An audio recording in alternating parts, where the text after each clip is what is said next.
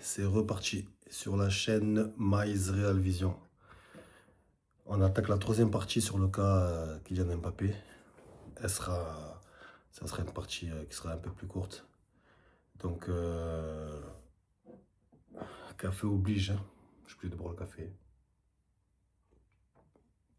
Je ne sais pas exactement à quelle heure je posterai cette vidéo, mais là, il est 5h39 quand même, hein. Donc, je vais pas commencer comme d'habitude, parce qu'à chaque fois j'oublie. Donc, en début de vidéo, je vais le dire de suite. Abonnez-vous. Postez des likes, des commentaires. Faites partager la vidéo. Apparemment, il y a une option dans YouTube où tu peux booster une vidéo. Donc, je ne sais pas si vous maîtrisez, si vous pouvez me booster. C'est bon pour l'algorithme et pour faire partager ma vidéo, pour me reconnaître. C'est bon. Donc, merci à mes premiers abonnés. Vous êtes là dès le début, donc merci. Allez, c'est parti. Donc, là, on va parler de la saison du Real, en particulier celle de Mbappé. Donc, 2025-2026, ça va s'arrêter là. La vidéo va s'arrêter avant le match retour de Benfica. Donc, un tacticien du nom de Xabi Alonso, pour reprendre là où j'en étais, il s'est complètement viandé dans la Coupe du Monde des clubs dès le retour de Kylian Mbappé. Et donc là, on commence la saison et la version de Mbappé 2024-2025, ce n'est pas la même. Mbappé carbure directement en 2025. Et je vous avoue qu'il y a des buts d'Mbappé, parce que il faut être honnête. Il y a des buts de Mbappé, il a mis des buts de neuf. J'ai vu des buts d'Mbappé. Cette année, il a marqué 2 buts de la tête. Il y en a un, le gardien, bon, il était à la rue. Il a marqué 2 buts de la tête. Il a même fait une passe de la tête qui a amené un but. Mais il a mis des buts de neuf. Des fois, il était positionné vraiment. Ce qu'il n'a pas pu faire contre Osasuna, il a mis des tapis, il a mis des buts de neuf. Il s'est amélioré. Il s'est amélioré tout en gardant son jeu de base, le jeu en profondeur. Il a une finition remarquable, tout ça, il n'y a rien à dire. Mais entre le premier départ de Kroos, la première année quand il arrive, le deuxième départ de Modric,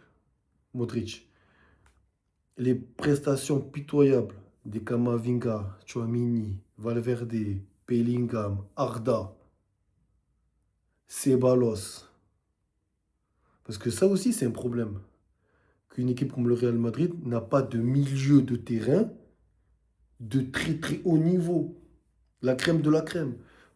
Moi, par exemple, je peux vous citer un paquet de joueurs que je ne comprends pas qui n'ont pas été estampillés Real Madrid. Comment ça se fait qu'un Kevin De Bruyne Prime n'a jamais joué au Real Madrid? Il y a tiens, Bruno Fernandes qui est en train de pourrir à Manchester City depuis des années. Comment ça se fait qu'il n'est pas au Real Madrid? Il y a des milieux de terrain. Il y avait le petit Espagnol, que là, il fait du bien à Arsenal. Zubimendi qu'ils auraient dû prendre. C'est-à-dire que la politique du Real de prendre un petit jeune et de le faire monter, comme ce qu'ils ont réussi à faire avec Vinicius ou même Karim Benzema, ce qu'ils ont essayé de faire avec Rodrigo, mais il y a eu un plafond de verre qu'il n'a pas pu dépasser. Ce qu'ils ont fait avec Valverde, eh ben, ça ne prend pas avec Kamavinga. Kamavinga, c'est un joueur que moi j'avais beaucoup d'espoir, beaucoup de confiance en lui, mais force est de constater que ça ne le fait pas. Donc tous les problèmes du Real ne sont pas imputés uniquement à Mbappé.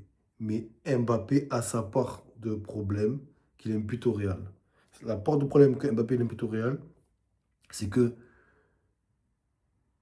à un moment donné, dans ton QI football, si... Parce que tu vois, il a pris de l'âge, il a plus 16 ans. Maintenant, il a 27, il va sur ses 28 ans.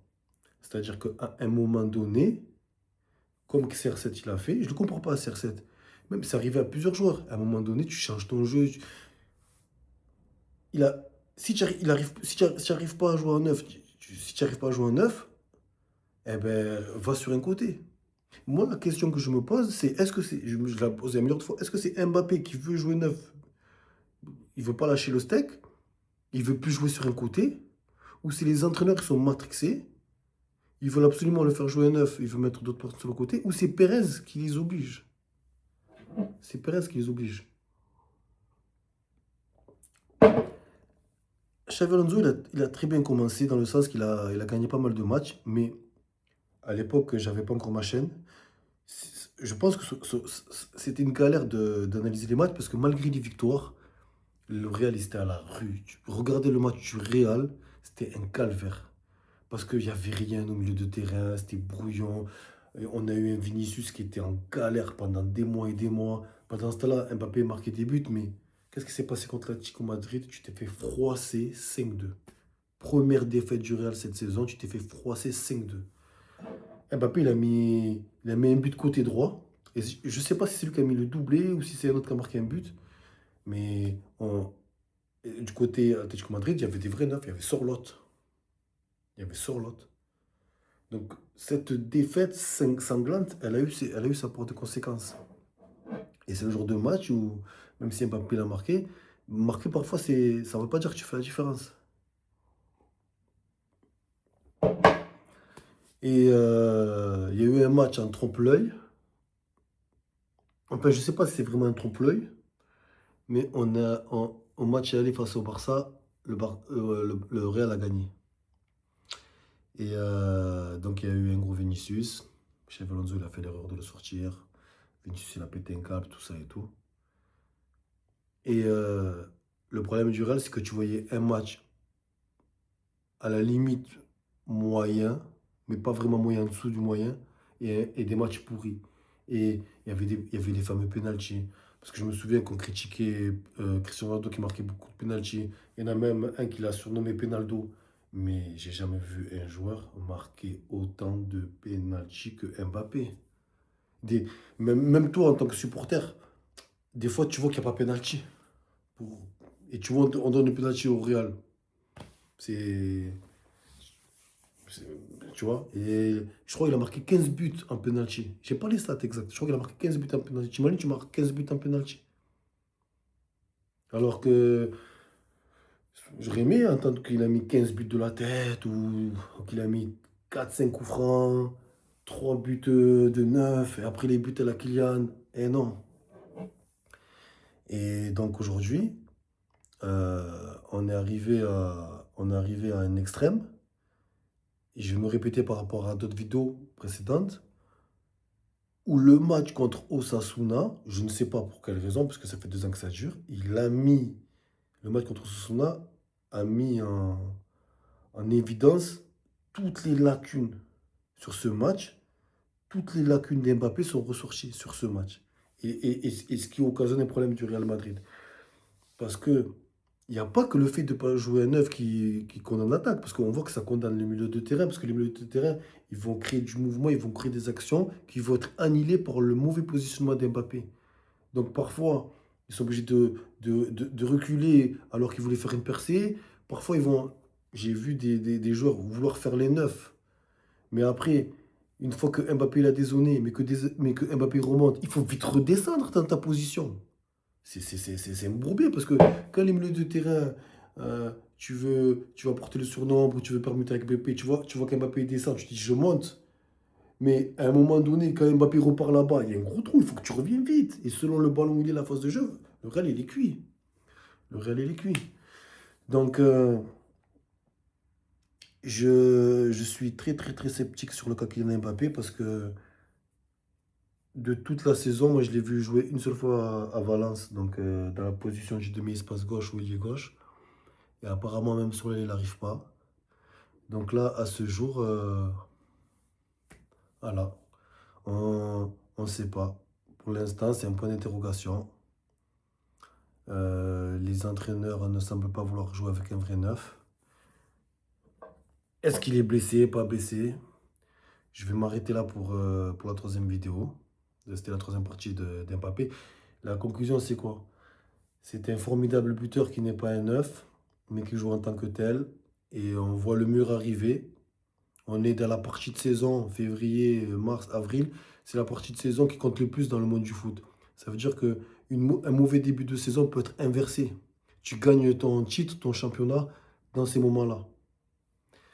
Donc, en moins d'un retournement de situation, d'un changement de poste ou que Kylian il se métamorphose, le mur, il est là. Donc, voilà. Donc, abonnez-vous à Miles Real Vision. Ça, c'était une série spéciale, hors temps, comme j'appelle ça. Il n'a rien à voir avec les matchs du Real. Donc, voilà, vous les verrez petit à petit les vidéos. Je dis ça à la dernière. Ah là là. Donc, voilà, j'ai rien à ajouter. Je vous dis à très bientôt. Donc, la prochaine vidéo, vous la verrez avant que je poste celle-là. La prochaine vidéo, ça sera une preview, comme on dit, en vue du match contre Benfica. J'ai eu des nouvelles informations qui me sont parvenues, que je vais vous donner, que peut-être vous connaissez déjà. Et voilà, on va essayer de prédire quelle composition d'équipe Arbeloa va faire ou pas. Et voilà. Allez, abonnez-vous, likez, mettez des cœurs, partagez. Miles Real Vision.